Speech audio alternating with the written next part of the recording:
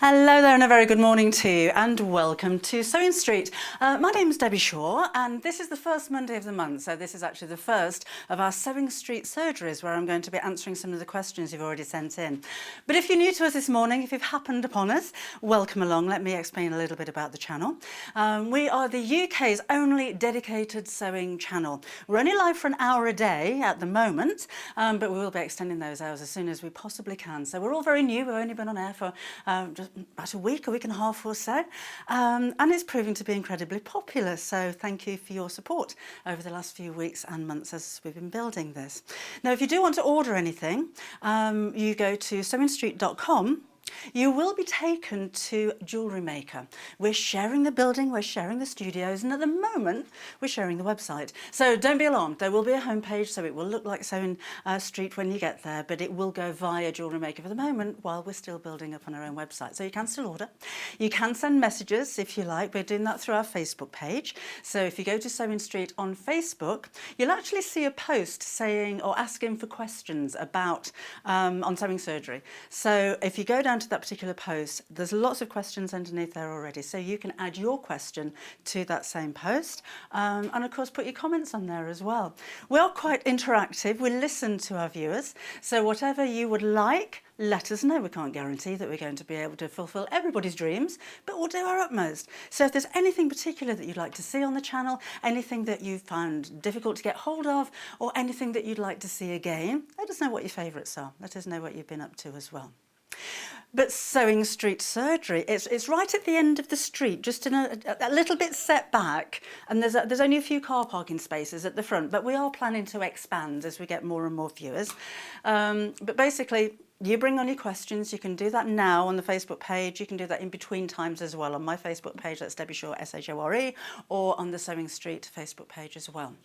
If we don't have a chance in this hour to answer all of your questions, or if I don't have all of the tools and products I need to answer those questions, then I'll save them all up for next month. So again, it's going to be the first Monday of the month. Now that we've got some new bits and bobs to show you as well, which will be coming up later on. I love anything to do with storage. So many of you have been asking, you know, where do I keep my scissors? They're little scissors, or what do I give as gifts to somebody? Little things like this are absolutely perfect. It's cute, it's fun, and it's full of stuff that you want. Oh, I've got a little story for you about tomato pin cushions as well. And I love a bit of nonsense. So should we do it now? I love the history of things, and I love the stories behind them. Now then, tomatoes in medieval times were given as wedding presents, as good luck, and they were placed on the doorstep of said married couple to help prevent bad spirits from coming in the house. Tomatoes were really expensive. So they started making them out of fabric like this. And when they're not sitting on the doorstep preventing spirits from coming in, they just happen to make really good pincushions. I think that is a tomato, not a strawberry, isn't it? I could be telling it completely the wrong story there. No, it's a tomato. So that's the story behind having tomatoes in your home. Oh, there you go. But we've got little scissors, we've got some thread, we've got a tape measure, and we've got a storage. Actually, the thread's the lid. You've got some storage inside there as well. So nice little gift idea. So there we go. Okay. Surgery is open. So let's take a look at some of the questions. Wendy Drury, happy birthday to you today. She emailed in saying, what do I use for a bag base? Now, there's different things that you can use for a bag base. You can buy a mesh bag base, which is used for embroidery and cross stitch and things like that. It's like a plastic mesh.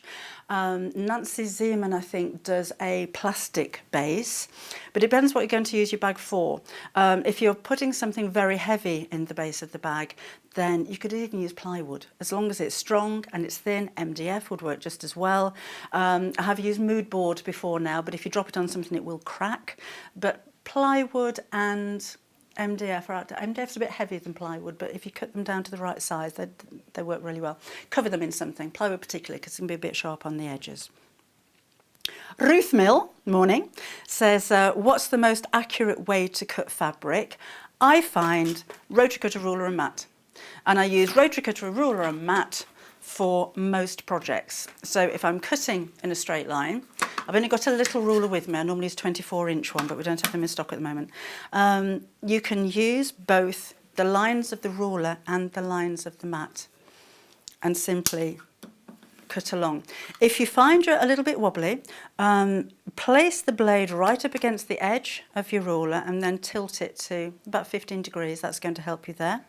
Always, always, always lock the blade out when you're not using it. Now this is the Alpha rotary cutter. This is the one that I use at home. 45mm is the most popular size. You can go down to 28mm. There's also a 60mm. The smaller 28mm ones I found really useful if I'm cutting out patterns. So you don't have to use the ruler all the time, but the smaller one you can go around curves quite easy. 45mm is a really good size for cutting through lots of layers of fabric, cutting in straight lines and cutting in larger curves. And the 60mm one, I'll use that if I'm cutting off the bolt or curtain fabric or really thick fabric, or I've got a long way to cut because it's quicker, because the wheel on it is bigger. But this is the one that I use most of all. It's right or left-handed.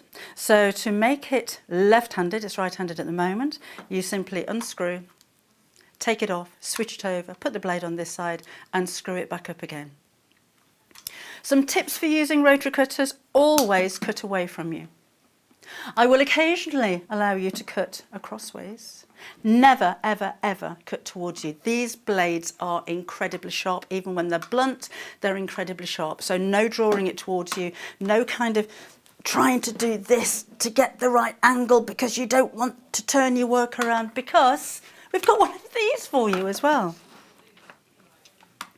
So if you really don't, if you can't walk around your table and you don't want to cut towards you, then go for a turntable.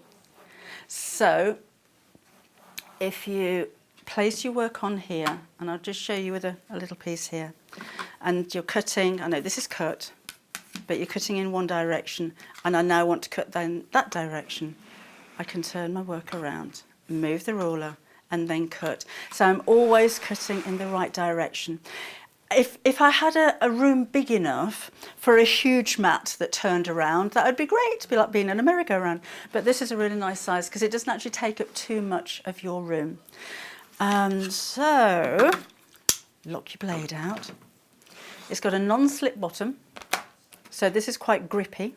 So it'll give you purchase against your table or your cutting mat, and also helps to protect it. It does come in 2 pieces, so it's ever such a simple kind of arrangement. That sits on the top, and then you can simply turn this around. And you do have your 45, 60 and 30-degree angles on there as well, so you can cut out particularly patchwork pieces really easily. So let's have a look. Who's here? Just putting my code on. Oh, Christine's messaged in and she says that she will be watching because she never misses a show I'm on. Thank you. Oh, I love it when you message in. Julia says, brilliant concept. Thank you. So have a think about your questions, remember. Bring them on. Oh, now Dawn Ryle, how do you get the bottom to fit your bag when you so decides into a tube shape? I kind of thought I'd do a bag making surgery. So that might, or have part of the surgery, maybe a 20-minute section on bags. So I've stored that one. I'm going to come back to you. Amber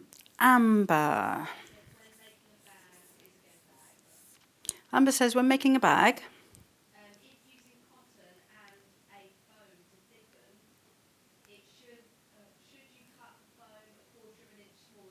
oh, now she wants to know with foam, this is foam. I tend to use a Bosal single-sided fusible fleece, fusible foam. It's a foam that's around about 1/4 inch. We don't have any on the website at the moment, but we will be getting some in stock, I'm sure. And on one side of it, you can actually feel the glue. It's rough, but it's very soft. You can sew through it, but it does allow your bag to stand up. So it's not as firm as some of those leather-like interfacings, but it does give a nice firmness to the bag. And whether you cut that back to the seam or not is entirely up to you. For the most part, I don't, and I can show you with these 2 bags. So this one, I haven't cut the foam back. So that's how it stands with the foam on the inside. I pressed it, so I've pressed along the seam, so I've got not a right angle, but I've got a definition along the seam to give the bag some shape, but I haven't trimmed back the foam on the inside. On this one I have. So all it means is that you get a more precise or a sharper corner there. Personally, most of the time I don't cut it back because it's an extra procedure. It takes longer. And to get that accurate 1/4 of an inch smaller than what it is you're making, it's just very time consuming, so I don't normally bother. But there aren't any rules. That is entirely up to you. Thank you for your question. We've got a question from Sue.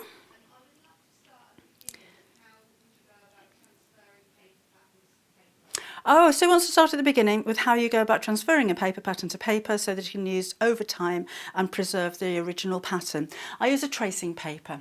I didn't see a question before I came in, so I haven't brought any with me. But I got it off one of those sites where you go for books. And it comes in a big roll. It's about £12 and there's loads of it on there, but it's a heavyweight tracing paper.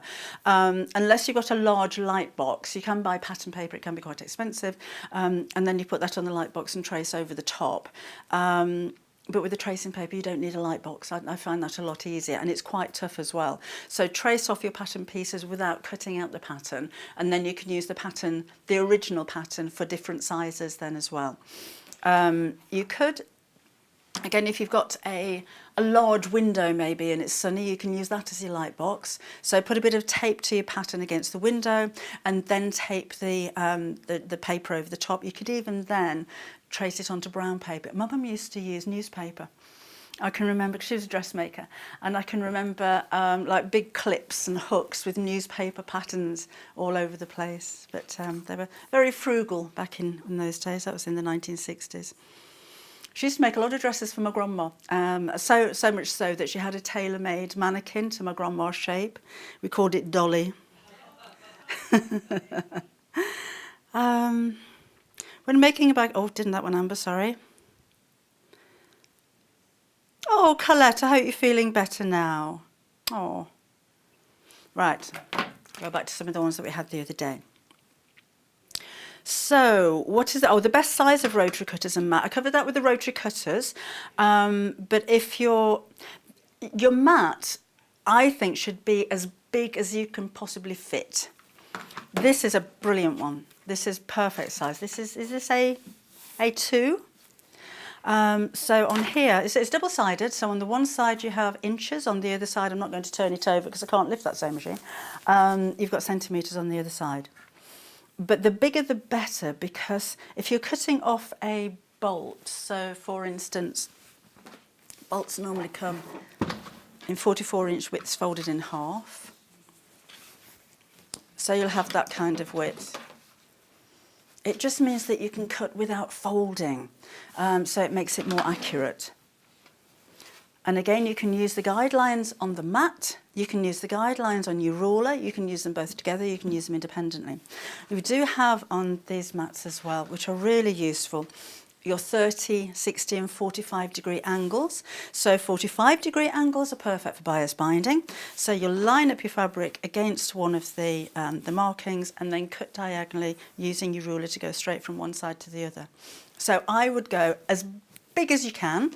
Ruler 24 inches by 6 inches, you're going to find the most useful. I think that's probably about the biggest ruler that you can get hold of. And then 45mm for your rotary cutter.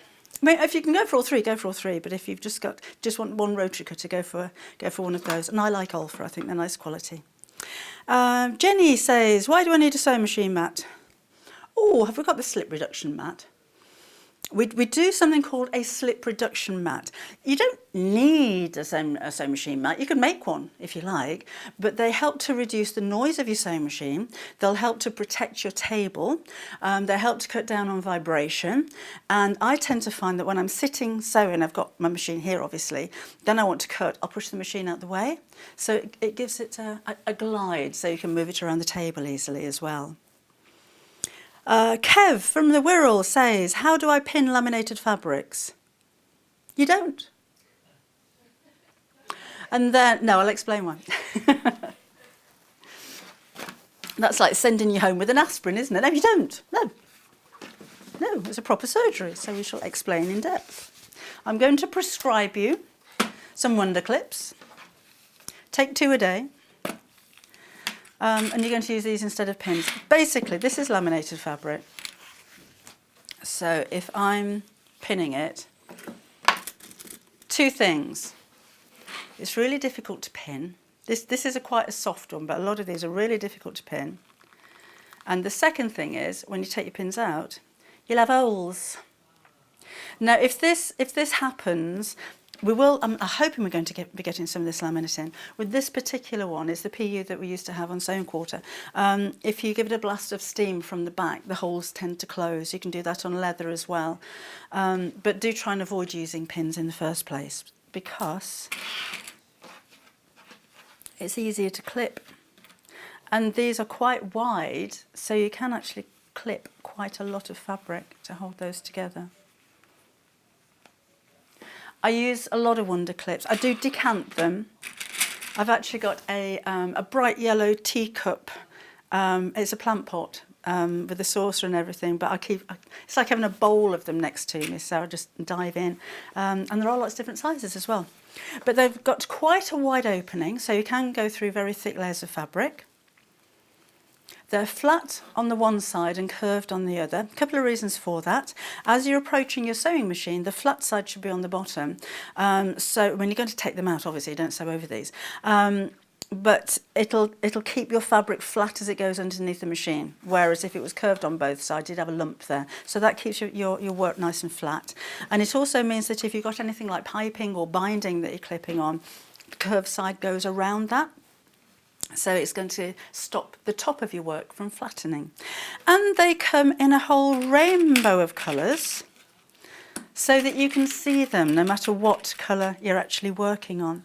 So we've got a box of 50 for you here. They're only £28.99, and they're really strong, they're really good quality. Don't be tempted by lookalikes. You get what you pay for. And you're paying for quality here. Clover were the originators of the Wonder Clip, and they really are a fabulous quality. If you are, for instance, again, I know we're moving away from laminate, but if you've got very thick fabrics, for instance, this is, or it could be a bag handle. When I make a bag handle or a strap, I like to get my fabric 4 inches wide, and then I will fold the edges to the centre, and then fold to the centre again. So I've got a 1 inch wide handle. I like a 1 inch wide handle because most of the hardware that I buy, so if I'm threading this through a D-ring or a rectangular ring, it's going to be 1 inch wide, so I get a perfect fit. But this is really thick because I've got fusible fleece on the inside. So instead of even trying or attempting to pin, I'm going to put some clips along there and then sew it. So it's easy, it's quick, and they're not sharp. So particularly if you're teaching kids how to sew, might be an idea to get them a box of Wonder Clips. So that's that one. Kev from the Wirral, thank you very much. Oh, we do have less available if you want to. So this is a pack of 10. So if you want to give them a try, give them a try. You'll want more. So the 10 of those, again in the different colours, so they're going to stand out against your work. And they're only £7.99. So do the math, better value. But if you've only got £7.99 in your budget, then that's going to be the one to go for. Or just to mention as well, while we're here, if you do want to order anything, you might think, oh, £7.99, £3.95 postage, that's a lot, isn't it, for 10 Wonder Clips? If you plan on ordering anything else throughout the day, we will add whatever else you order to the same order. So if you think, well, yeah, that's going to work out quite a lot, but I really want those, buy them anyway, and then take your time and come back and have a look on the website and see what else is there. Anything that you add to your order before midnight will be under the same postage. So it's kind of 1p&p all day, if you like. So don't come back later on and think, oh, I really wanted something else, but that's going to cost me a fortune in postage. All on the same day, it won't. I love that. I think that's such a good idea. Oh, let me see if there's any of you. I'm between my phone and my iPad today. Oh, Carol's messaged in. And she said, oh, good morning, Joe, I've got you there. I always struggle when trying to use a blind hem foot on the machine. I can never get the folding right. Oh, I can show you that one, Carol. That's easy. So I have the 680 with me today. I'm not sure if there's a blind hem foot in here.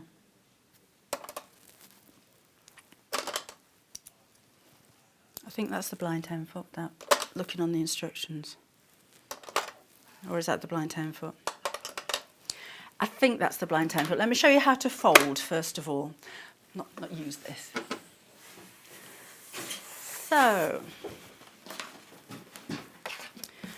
So whatever you're hemming, maybe this is a skirt, pair of pyjamas, it could be a pair of curtains.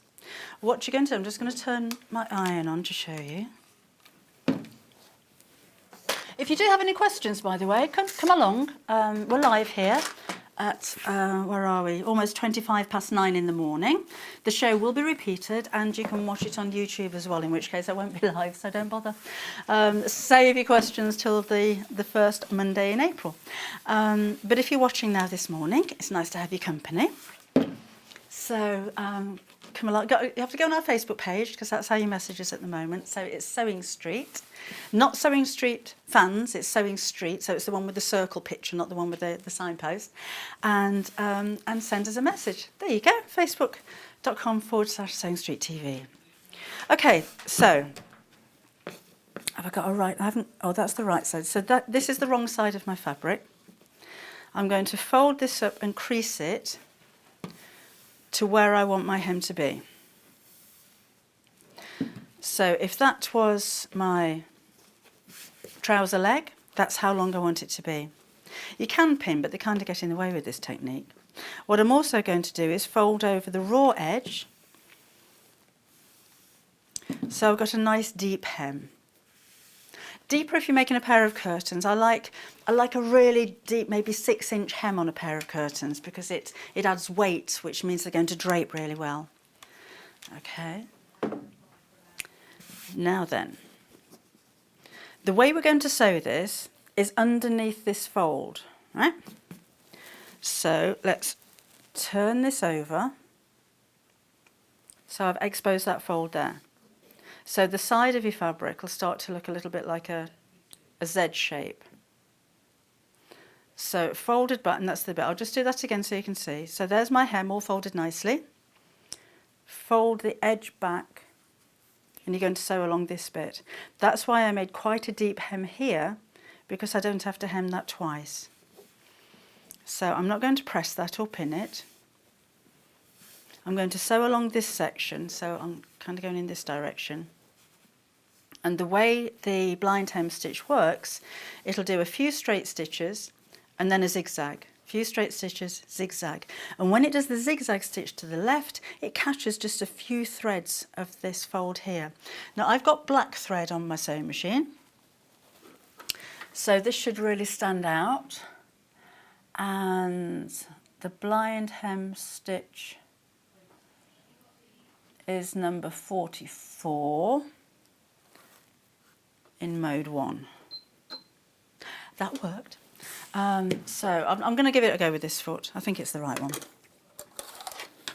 So they look different depending on what brand of sewing machine you have. Some of the blind hem feet are adjustable. Should we double check that one? Thank you, Kat. Some are adjustable and some aren't. So let's just take a... that one, number 8. Oh no, that's 1/4 inch foot. Got that one wrong, didn't I? So number 6 is the blind hemming foot, which was the one I picked up in the first place. This is it. So an adjustable one, they're normally white, and they've got a screw at the side. And the important thing on the blind hem foot is the guide that goes along the fabric. So that little guide there needs to go along the fold of the fabric. I'll show you that in just a second. An adjustable foot, that will be able to move from side to side. This one isn't. But it does have a bar in the centre there, look, and that's to help to keep the fabric flat as you sew. You sometimes see that with an over edge foot. So let's drop this on here. So let's take a look. So where the fold of the fabric is again, I've bumped that up against that little guideline. So there's my fold. And then I've chosen my stitch. My foot pedal's next door, so just bear with me while I extend my leg about 3 feet. Oh, you should have seen that. And then we'll sew. Right, really need to adjust this one because it's not, I tell you what, not everybody's got a blind hem foot. You don't need one. It helps, but you don't need it. So let's do it with that. So practice on a spare piece first of all before you get going, because you'll need this straight stitch to go along the fold. There's the zigzag. I think that needs to be a little bit wider. So let's increase that a little bit.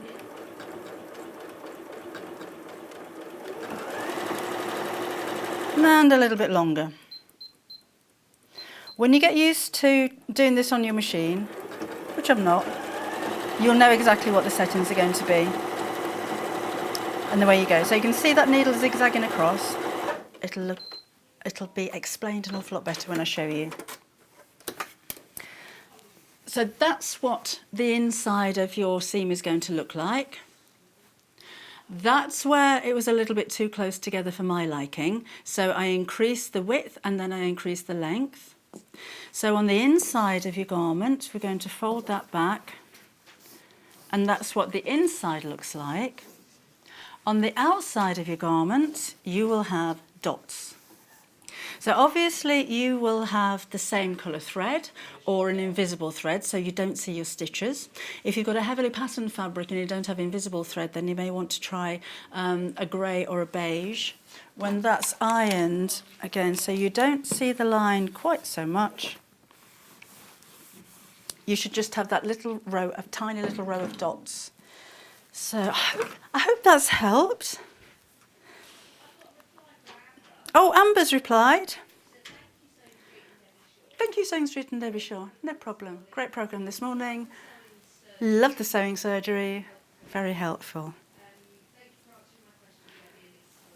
And thank you for answering your question. No problem whatsoever. That's what Sewing Street Surgery is all about. You bring on the questions, I'll bring on the answers.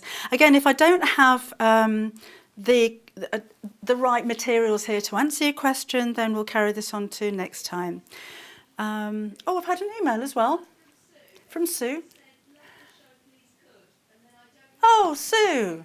She said, Sue says, love the show, please could. And that was it. So we'd love to help you, Sue, but can you email back with the rest of the sentence, please? Because we're dying to know now. Right, Colette, I hope you're feeling better. She said surgery on both shoulders and can't have dresses with back zips. Is there any reason why I can't have zips in both side seams? No reason whatsoever, as long as you have side seams in the dress that you're making. Absolutely no problem. You can put zips wherever you like. Actually, even if you haven't had surgery, it's not the easiest thing to do one of those zips up that goes all the way from the back to the... A lot of us need help with that, so that's a really good idea.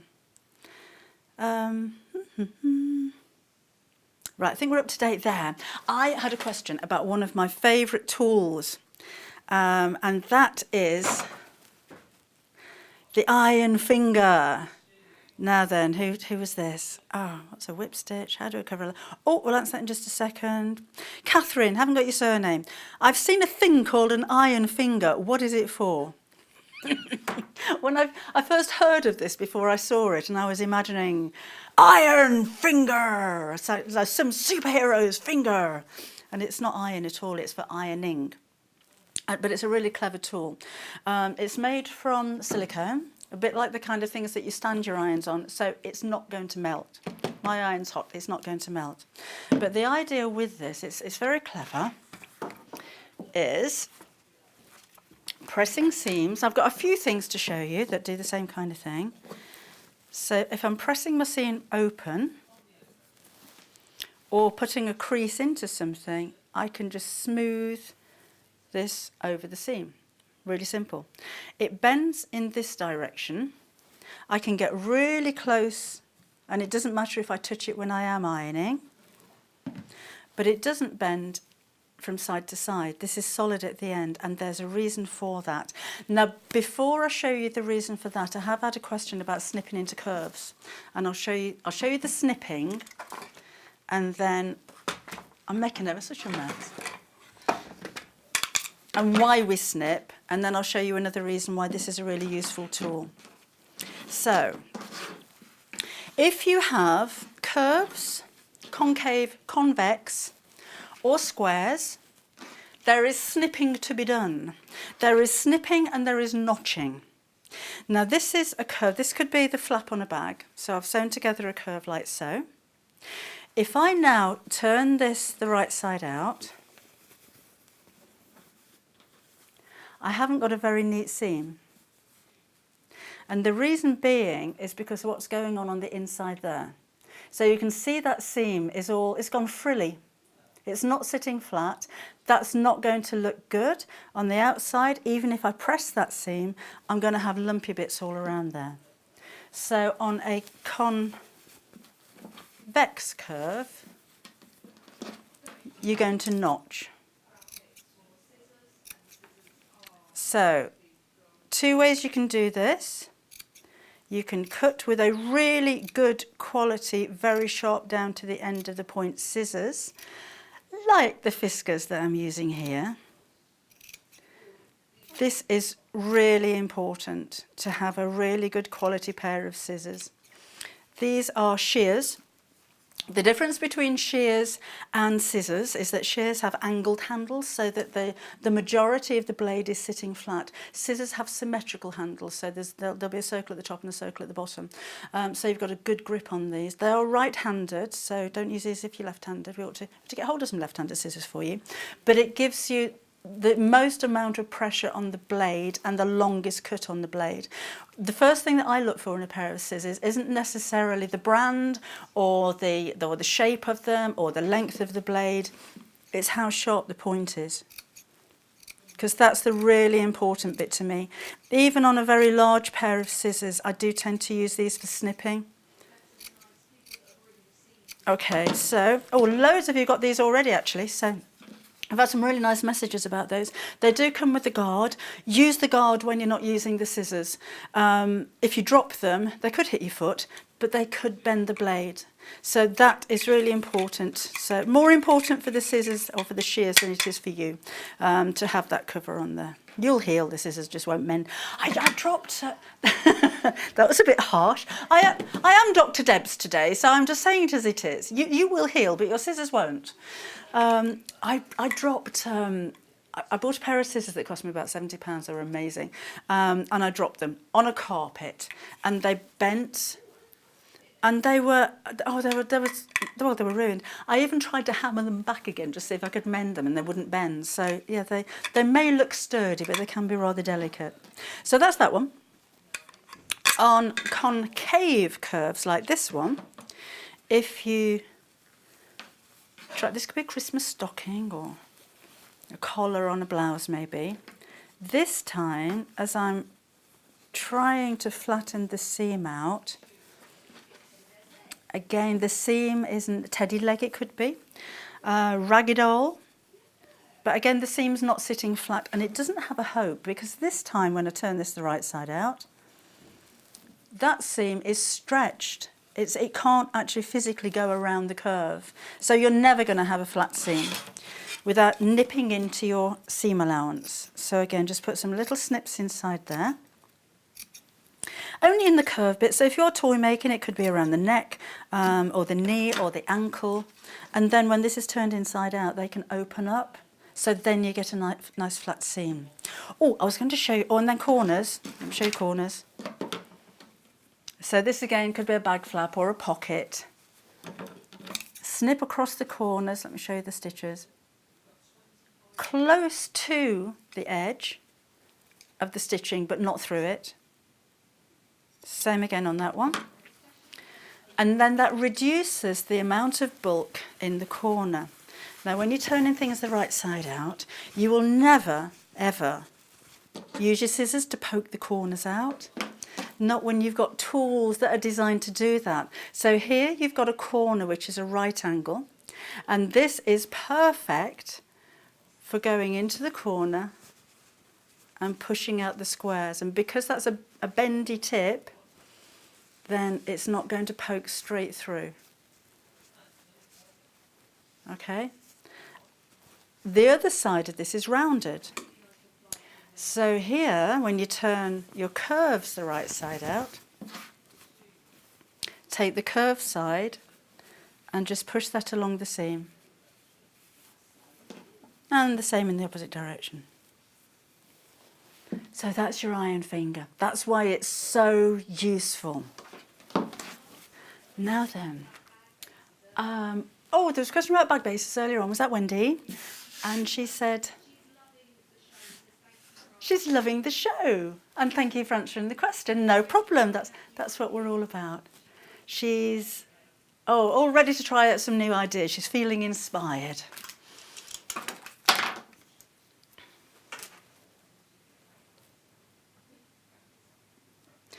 If you went into your surgery and you saw this, you'd leave, wouldn't you? This is actually another really useful tool from Clover. This is called a stiletto. This has got a silicone tip again, so it's perfect for ironing smaller pieces, seams open. And it's also got a pointy bit on this end, which is really useful for several reasons I shall explain in a second. So, let us find my bits. Excuse me one sec, just go into the cellar. There we go. Now here, the ironing mats, I think. We've got these on the website, I think, haven't we? This is really useful. So, when you're pressing small seams, and I want to press these open, and if you've got a little iron, it helps, but if you've got your big iron at home, you tend to kind of open that flat and be very careful not to touch your iron. But then when you've got a tool, look, you can just spread the seam open and iron, and if you touch that silicone end, it doesn't matter because it's not going to burn. So that's a really easy way of pressing your seams open. Another reason I like these, if you have a look at the sewing machine, I'm not actually going to sew this one, but maybe you're putting creases in something or little pleats in something, or how many times have you got really close to the foot because you're trying to pull this through? Now, to be honest, I've never hit my finger with a sewing machine needle. I've hit it on this bit. Oh, that's really painful. But put your little hook in there, hold it with your precision stiletto. You can do pleats and you can do folds, and it keeps your fingers away from the needle and away from the foot. Also, if you're English paper piecing, so which Hannah, our producer today, is very keen on, and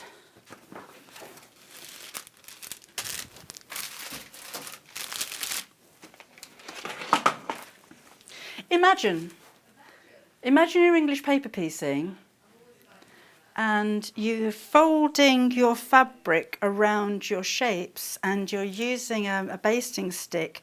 You can hold the corners in place without getting glue all over your fingers. Oh, I can't believe that. I must have a word with the receptionist. Oh no, it's right in front of me. Take that one back. Okay, so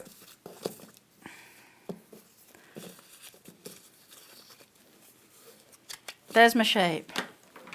We will hopefully be bringing you some glue pens. These are really useful.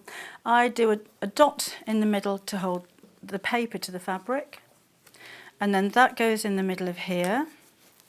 I prefer to put my glue on my fabric instead of the paper because the coarseness of the fabric takes more glue and it doesn't dry out quite so quickly. And then you can fold around with your stiletto. I do dot on there as well. So fold over and crease. And I'm not getting glue on my fingers. And maybe you're doing 1/2 inches or some really small pieces. And no matter how much you try, your fingers are just too chunky.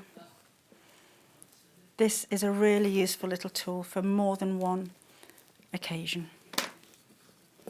So again, fold over, crease, fold over, and crease. While we're here, I know we had another question. I can't find my phone now. Right in front of me. I'm going to be one of those doctors, I think, that has 3 rows of glasses on their heads and still can't find anything. Francine, again, I don't have your surname, but she says, what is a whip stitch? A whip stitch is the stitch that you use for your English paper piecing. I'll just move that out of the way because it's very busy colour-wise. Always put your lid back on your glue pens because they dry out ever so quickly. Should we do a quilter's knot first of all? Now, English paper piecing. Don't have your thread too long. When you think about it, you have your papers in the centre of your fabric. The aim is to take the stitch across the edges of the fabric and just skirt over the top of the paper. It doesn't matter if you nick it very slightly, but the aim is not to do that.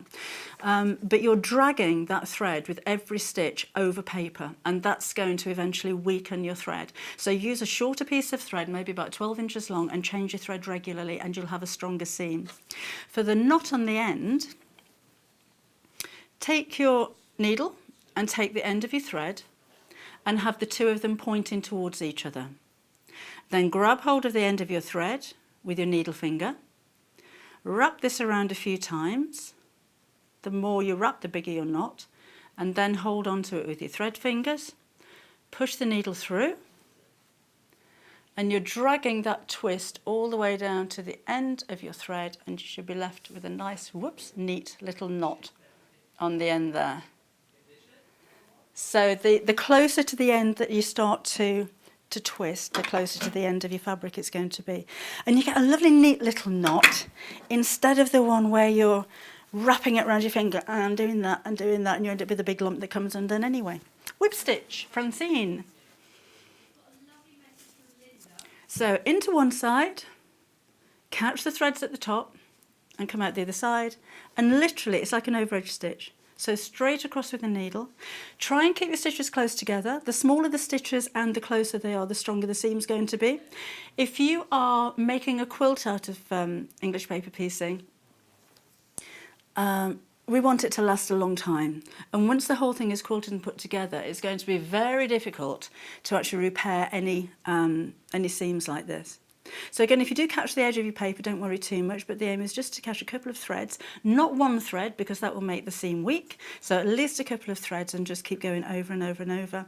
They say that it should be around about 12 stitches to an inch. I'd like to do 24 to an inch to, again, make that seam even stronger. And the thing that I love about English paper piecing is how satisfying it is when you turn over your work and you can barely see any stitches. Tiny little stitches, that's what I love about it. So that's that. That's a whip stitch, Francine. Hope that's helped you. Linda messaged in and says she's learning so much. Thank you. Oh, no, thank you. Thank you. Oh, thank you. Yeah. I'm glad you like. The thing is, if you all started messaging in and saying, no, I don't like that, shan't be back. So I'm really pleased it's keeping me in a job. Okay, I have another little tool that I think you're going to love.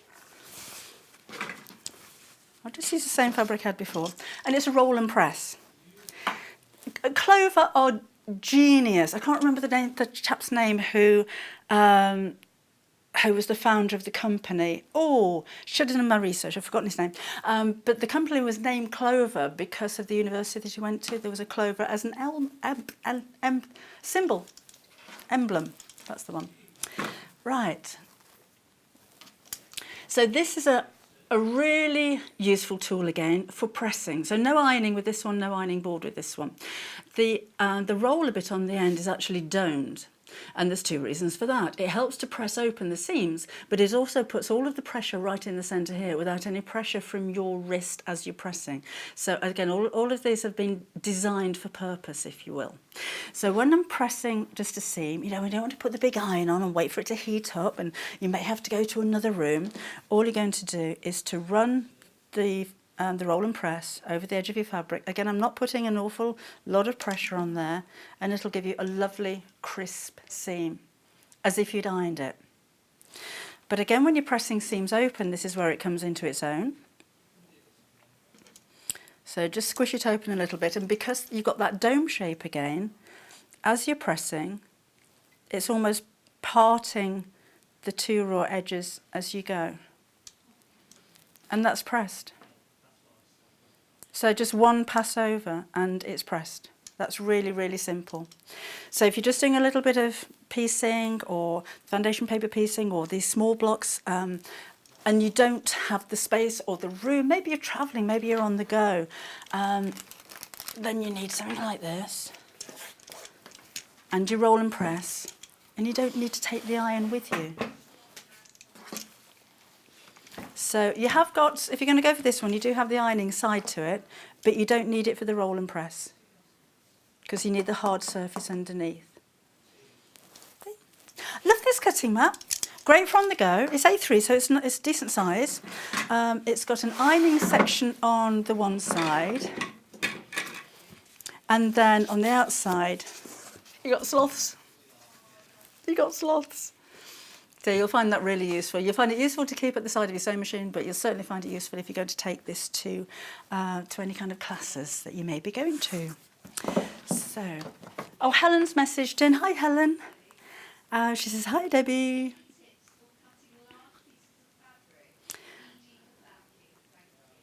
Oh, she wants to know if I've got any tips for cutting large pieces of fabric, maybe a backing fabric. Oh, the bigger the mat you have, the better. If you don't have a cutting mat, you're going to need a large flat area. So probably dining table is going to be the easiest one, or even the floor if you've got a hard floor, and you don't have dogs like mine that think if you're on the floor, then it's playtime. That's granted. What's the largest piece of paper? The cutting mat that we have here is really nice. It's a huge one. But even with a large mat like this, you're going to have to fold. When you're folding fabric, and you want to keep this square to the mat, the fold is always square. The part that's been cut isn't necessarily square. Your selvages will be square, but you might have chopped those off by that point. So however you're folding your fabric, line the fold up to the edge here. And then you know when you're cutting, so use your rotary cutter and your ruler, you're going to be cutting in a straight line. If your fabric's even bigger than that, refold again. Make sure that the fabric is absolutely flat when you're doing that, so you get a nice clean fold. And again, the fold is going to go against the edge of your mat, like so. If you don't have a mat, I tell you what I used to use in my the floorboards in the living room. They were quite new, so they were straight. Or if you've got tiles, particularly square ones, you know you've got a perfect right angle. If you had a good tiler. And if you're making square, then of course you can fold corner to corner. And measure that, so that obviously isn't square because the edges don't meet up, but that's a good way of squaring things up as well.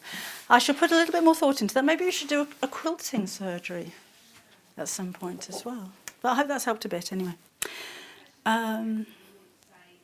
We will save any of the questions that we have that I don't have a chance to get to. Gabriel, can you explain fusible fleece? Will seeing at Get It as I can't find it. We haven't got any on the website at the moment. But we will. We're ever so new. So, yeah, things are happening. They will be there. But let me explain for when we're ready. So, waddings, interfacings, battings, stabilisers. There are so many different makes and brands and different styles on the market. I might just do a whole hour on interfacing one of these days. Because it is Oh, I haven't brought everything in with me because there are so many of them. I've just brought some of the things that I use most often. This one is the fusible fleece. This is Valiseline H640. This is the one that we will be having on the website as soon as we can get hold of it. So it's a polyester fleece. I wouldn't use this for quilting because it's not going to be as breathable as a wool wadding. But for bag making, this is perfect. Or if you're making something like a cushion cover, particularly if you're embroidering it or if you're quilting it, I'd like to put this behind the fabric at the front so it gives it a bit more oomph, gives it a luxurious feel.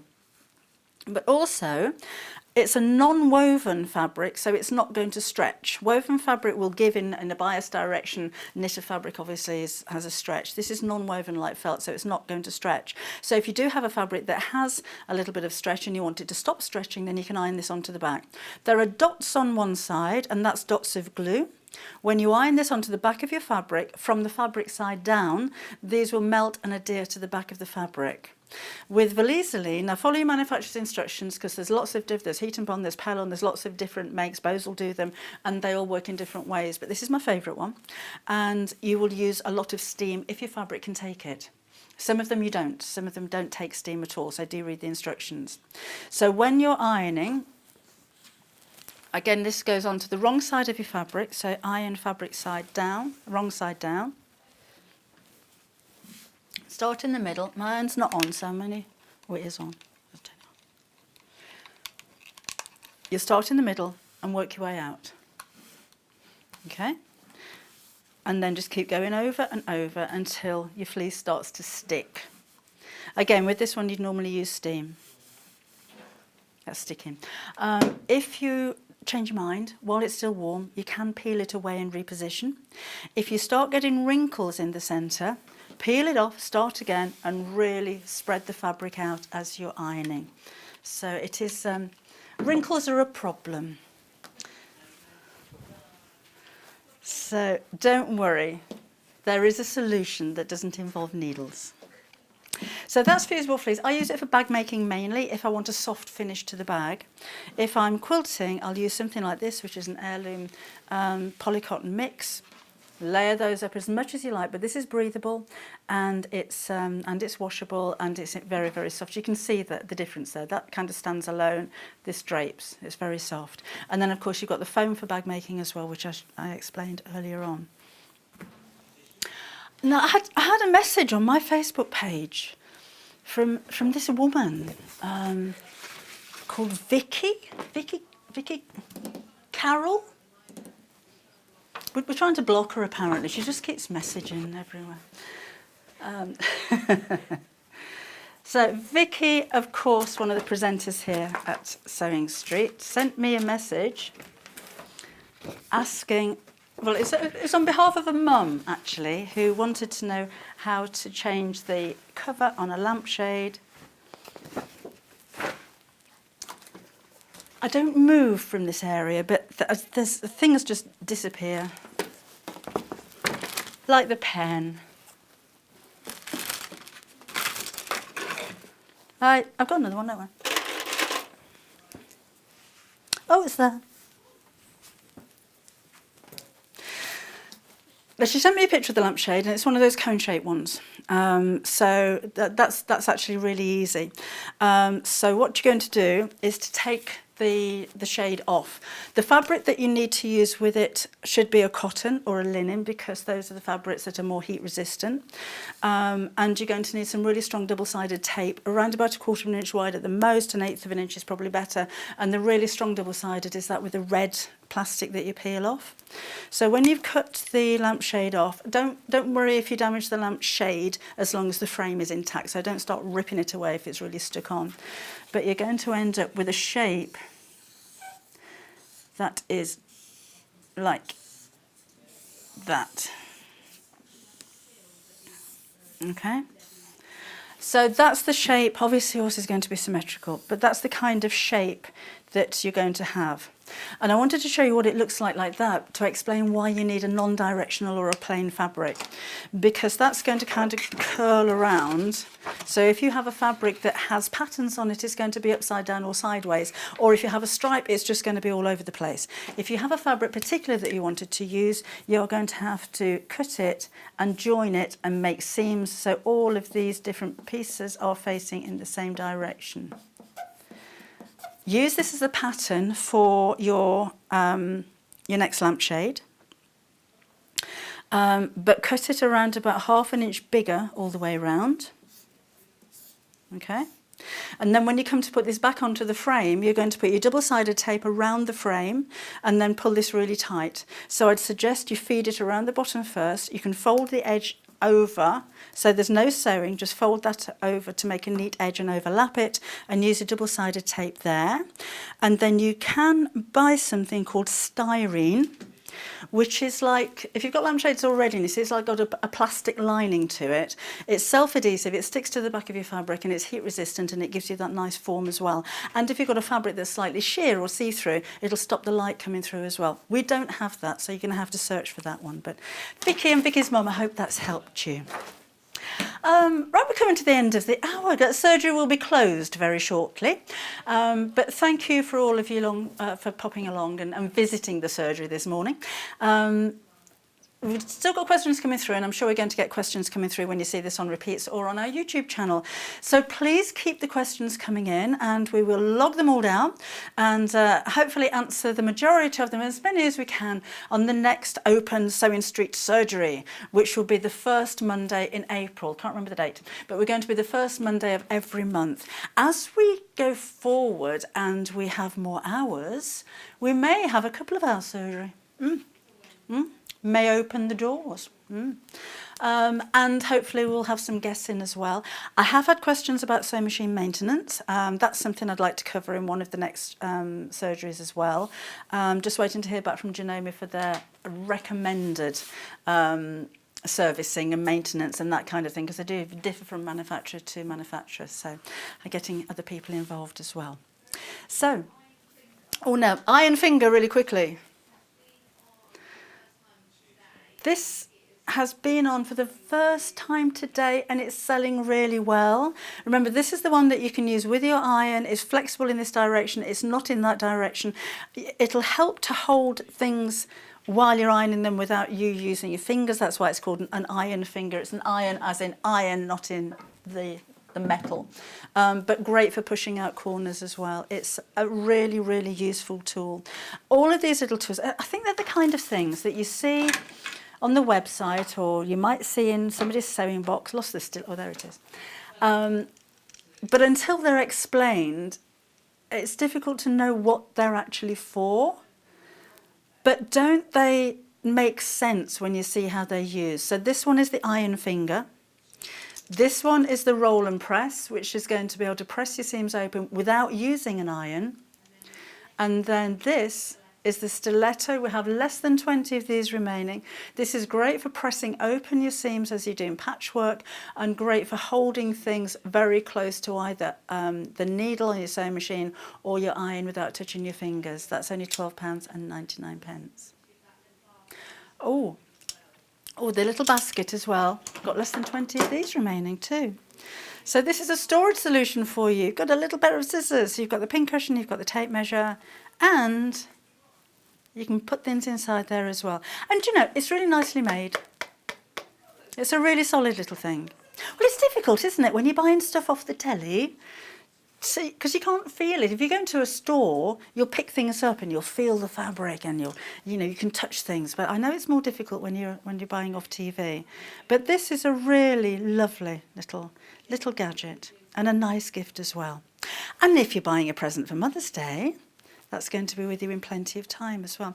Do you know, even if you don't sew, these are really useful things. You still need a pair of scissors. You're still going to need pins or safety pins and needle and thread at some point, and you're going to need a tape measure.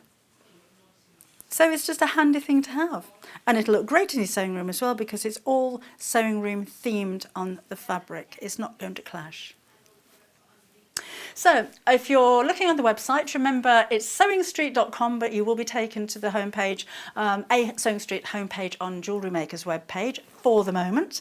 But everything that we've had for you in the show today is going to be listed underneath the picture there. Right after this, will be yesterday's 2-hour show where we introduced our brand new presenter, John. So that's with Vicky and John.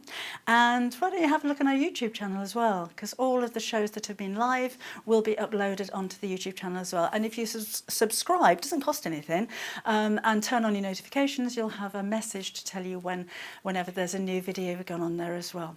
So I hope you've enjoyed the surgery. I'm about to shut up shop in just a second because it's nearly my lunchtime. And I'll see you again, hopefully, on the first Monday in April, but keep your questions coming through on our Facebook page. Nice to have your company.